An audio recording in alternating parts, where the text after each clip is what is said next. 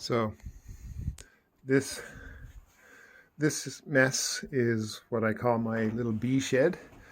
It's just a shed that came with the house that I bought several years ago, and it used to be for storing wood, and I just store all my woodenware in here. And today I'm going to stack up my empty supers with comb honey, not comb honey, but just with old comb in it.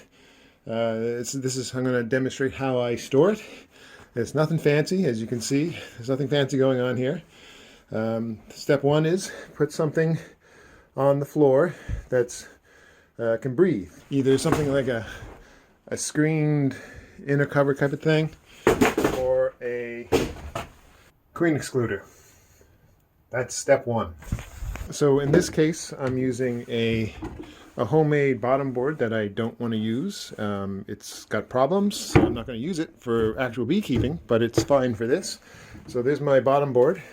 Here's my queen excluder. Plonk that down right there. And then we just start stacking the supers full of drawn comb and whatever on top of that. So there's ventilation, right? You want to keep it ventilated. You just don't want it to go moldy.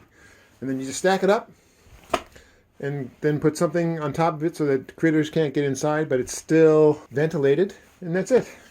So here we go. Here's the first one.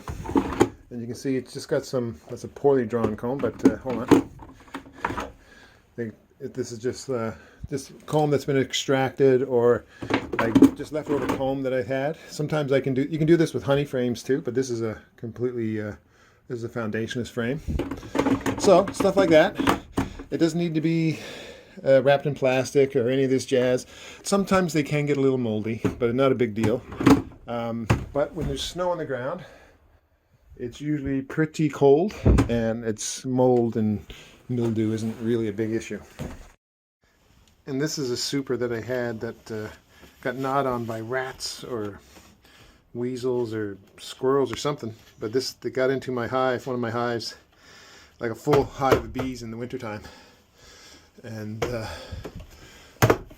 those bees died from the stress. But anyway, that's the thing I was talking. I mentioned that in a previous video, how some bees just chewed into my hives. That's one of them. But yeah, some of these supers have holes in them, and I just got to cover up those holes so that nothing can get into the hives. And this is some old half-inch mesh that I used to use to keep mice out of my hives. And I don't know what I was thinking. I mean, there's no way. Shrews would easily get to this, and there are some mice that can get through it too. Essentially, I'm just building a hive inside an outdoor unheated shed. For people who don't have an outdoor unheated shed, they can just build a hive outdoors. Just make sure they have a queen excluder on the bottom and something covering all the holes up top. And the main thing is you want to have something up top that provides a lot of ventilation, like a ventilation rim, so that wind can blow through it and just keep the frames more or less dry over the winter. And the winter, being cold, will preserve most of that comb with no issues. And that's usually what I do. And I've done this too. I've done this outdoors too. It all works. So there it is. It's done.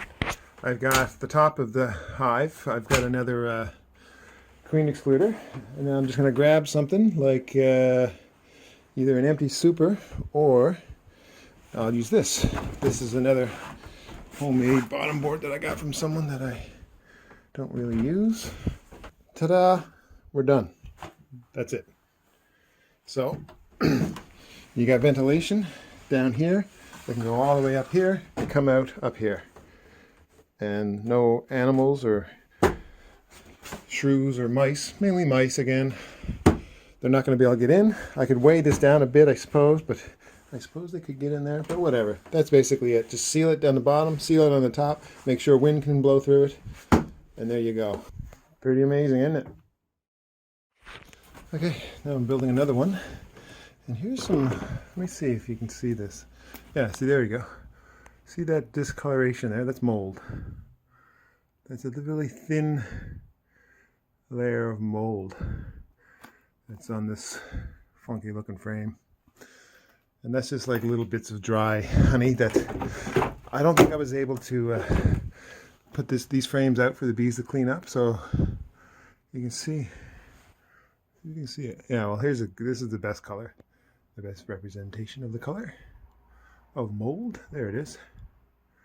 So, you know, it's a little bit moldy on the bottom there, and some of the frames, you can see it's in the comb too. And that happened because I couldn't leave I didn't have a chance to put these out for the bees to clean up. It was woo. Yeah, look at it's probably not coming through on the camera, but that's definitely that's got a little sheen of mold all over it. But again, the bees will clean that up, and it's not a problem. They'll clean that up and they'll use it in no time.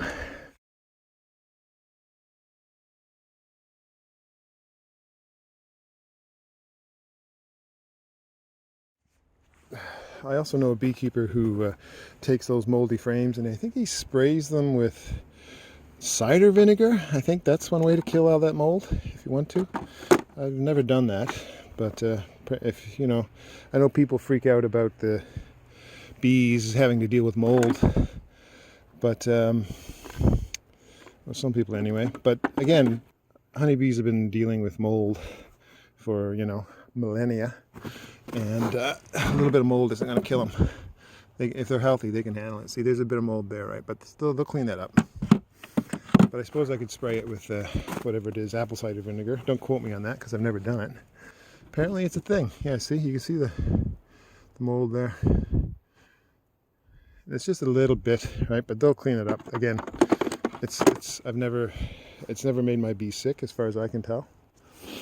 And yeah. So let's keep going here. And the other thing about this is that I don't think mice are likely to be attracted to these empty hives full of comb like this because it's not warm. There's no warmth in any of this, right? Now, they could go in there, I suppose, and chew it up and make a little bed out of stuff. So maybe that could happen. But I've never really had a problem with mice getting in my hives. In my stored hives in the wintertime when there's no bees in the stuff, but I guess it does happen. It just hasn't happened to me yet. It's like some people don't worry about shrews, but once you've had them, you start singing a different tune. So maybe I would sing a different tune too if I had mice get into my hives. So right now, this is what it looks like I've got for the winter. I've got 1, 2, 3, 4, 5, 6, 7, 8, 9, 10, 11, 12. 13, 14, basically 14 mediums of drawn comb, but a lot of that isn't drawn comb. A lot of it is partially drawn comb, like you know, stuff like this, like barely touched stuff. So there's a few boxes that probably have that kind of stuff going, but I'd say I got at least 10. So that's good enough. 10 is the equivalent of well, 3 full colonies. So that'll do me if I need to expand. But it's funny how quickly you run out of supers once the bees start doing their thing. You just run out of room, which is pretty much what happened to me this past summer. But anyhow, this is what I've got, and so this is the final pile. This one is really tall, and this one is short. So I take my well-organized pile of queen excluders, and then I put this on top. Okay, that's basically just sitting there to weigh this down. And there we go. So you can't see it, but there's a queen excluder on the bottom of this, and my shed is some old pallets, so there's plenty of ventilation under there. And I've got a queen excluder up top, and so that'll just be well ventilated. That's what I should have done with this one, actually, because the wind blowing from outdoors is going to really help ventilate those empty hives, whereas this one has a bottom board and it's blocking the wind. But anyway, whatever. So there we go. We got ventilation up top, ventilation down bottom, no holes in between, and it's cold because it's winter. And so there you go. I know this can be done with temperature controlled warehouses and all that jazz. And that works for people who have those resources, but if you don't, you make do. And this works. And in this corner, we have a pile of junk. I've got hard insulation. I've got a variety of top covers and inner covers and bottom covers that I've inherited from people that I probably never use. Like, this is a stack of rims or shims. These are some swarm boxes or nuke boxes that I use, swarm boxes that I use for nukes. I've got some bottles in there for some reason. And well organized as I am wont to be. But anyway, it works. And check out the fancy door that I've got on this thing. So there's my wood shed, my bee shed. I got this piece of plywood that I slide over with the Mud Songs logo painted on it. And then I've got this little stick and a piece of string. And that's what I use though. Seal it up. And there you go. A legend is born. And this is what the other side looks like.